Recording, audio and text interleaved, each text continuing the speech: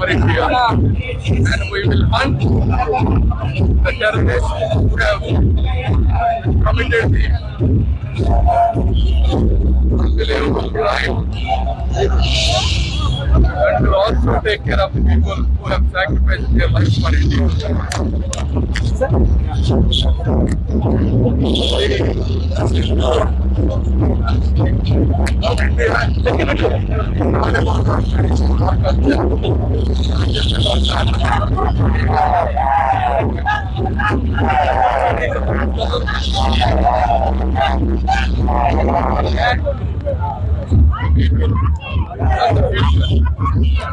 And Modi ji,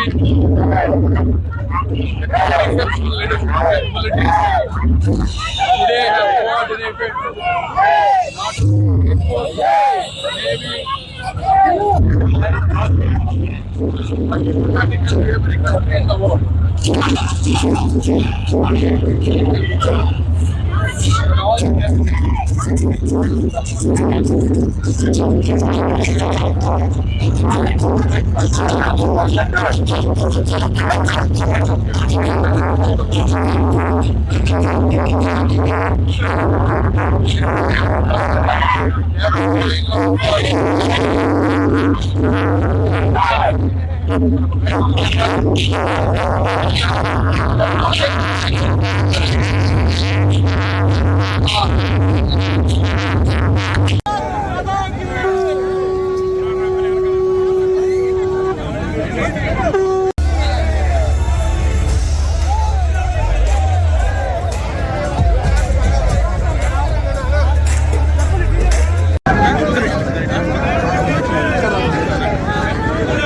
నిరూపించింది.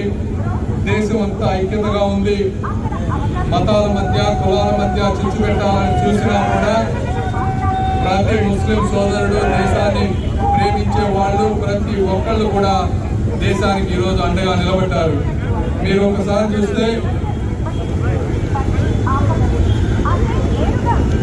మన wing commander శివంగి Bhumika Singh గారు స్త్రీలోని ఆకాశమంత ఆత్మవిశ్వాసాన్ని ప్రదర్శించారు. మన ఆంధ్రప్రదేశ్ నుంచి మురళీ నాయక్ గారు వీరోచితంగా పోరాడి ప్రాణాలు అర్పించారు. అదేవిధంగా అసదుద్దీన్ మైవసి లాంటి వాళ్ళు,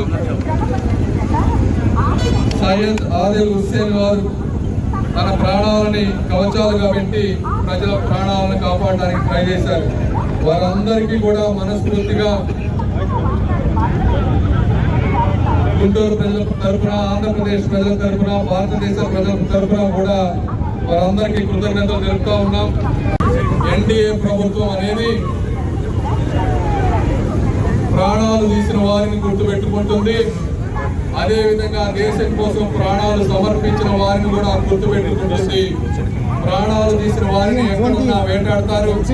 ప్రాణాలు సమర్పించిన వారు ఎక్కడున్నా కూడా వారందరూ కూడా ప్రజల గుండెల్లో నిలిచిపోతారు.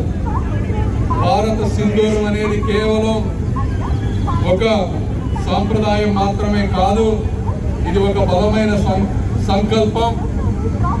ఈ భారతదేశ భూమిని, ప్రజానీకాన్ని, భవిష్యత్తుని కూడా నిరంతరం కాపాడేటువంటి సాంప్రదాయం ఈ భారత్ సింధూరం అనేది గుర్తుపెట్టుకోవాలి. అదేవిధంగా యువత అందరికీ నేను ఒకటే కోరుకుంటున్నాను, మీరే ఈ భారతదేశ నిర్మాతలు. ఆపరేషన్ సింధూర్ వారసత్వాన్ని మీ హృదయాల్లో ధరించండి. దుష్ట శక్తులకు భయపడని అఖండ భారత నాయకత్వాన్ని నిర్మించండి.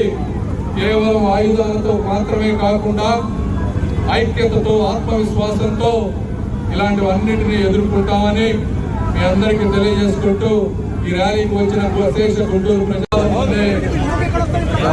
కిరాతకంగా హత్య చేశారు. అయితే వారు కేవలం ప్రాణాలను మాత్రమే కోల్పోలేదు, వారి చిగురించని కళలు, చీల్చివేయబడ్డ కుటుంబాలు ఈరోజు మనకు కనిపిస్తూ ఉన్నాయి. అయితే భారతదేశాన్ని భయపెట్టాలనుకున్నారు. భారతదేశం ఉదయిస్తుంటే కానీ భయపడదని ఈరోజు భారతదేశం అత్యంత అభివృద్ధి చెందినటువంటి ఆర్థిక వ్యవస్థ, 5వ ర్యాంకులో ఉన్నటువంటి ఆర్థిక వ్యవస్థ. మరి ఈరోజు పాకిస్తాన్ ఆర్థిక వ్యవస్థ చూస్తే ఒక తమిళనాడు స్టేట్ తో పోటీ పడే స్థాయికి వచ్చారు తప్పించి భారతదేశంతో పోటీ పడే స్థాయి లేదు. ఇటువంటి పరిస్థితుల్లో దేశ పురోగతిని అడ్డుకోవాలని పడినటువంటి టెర్రరిస్టుల పరిణామం. అయితే భారత ఐక్యతను ఎవరూ దెబ్బతీయలేరు.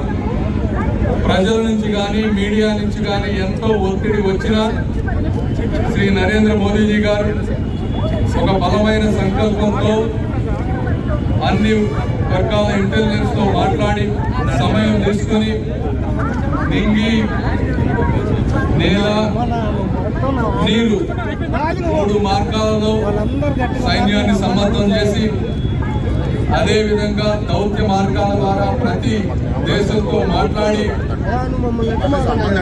ఆర్థికంగా అదేవిధంగా సైనిక చర్య పరంగా అత్యధిక అండ్ అత్యాధునిక ఇంటెలిజెన్స్ వాడి టెర్రరిస్టు స్థావరాలపై యుద్ధం చేసి సివిలియన్స్ కి ఇబ్బంది లేకుండా ఒక పక్కా ప్రణాళికతో అనుకున్న విజయాన్ని సాధించారు. వాళ్ళు మళ్ళీ రిటాలియేట్ చేయకుండా ఎయిర్ బేస్ లో ధ్వంసం చేశారు. ఈ విధంగా అన్ని వైపుల నుంచి దాడులు కమ్ముకోవడంతో మరి టెర్రరిస్టులు కానీ వారిని ప్రోత్సహించే వారు కానీ ప్రపంచ దేశాల వద్దకు వెళ్ళి వారిని ప్రతిమలాడితే ఈరోజు భారతదేశ విశాల ప్రయోజనాల దృష్ట్యా దేశం ఆర్థికంగా ముందుకు వెళ్తుంది. ఎటువంటి సిచ్యువేషన్లో ఈ కాలంలో యుద్ధాలు మంచివి కావు. అదేవిధంగా పాకిస్తాన్లో కూడా అమాయకులు చాలా మంది ఉంటారు, వాళ్ళందరికీ ఇబ్బంది జరగకూడదు.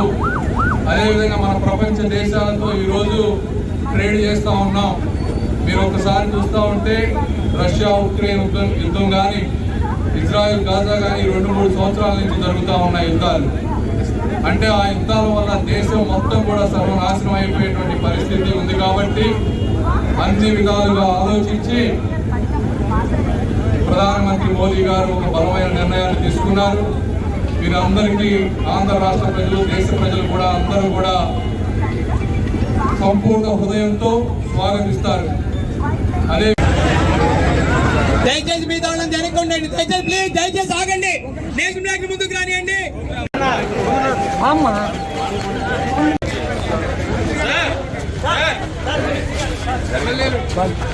దూరంగా రండి, అందరూ పవనం దూరంగా రండి.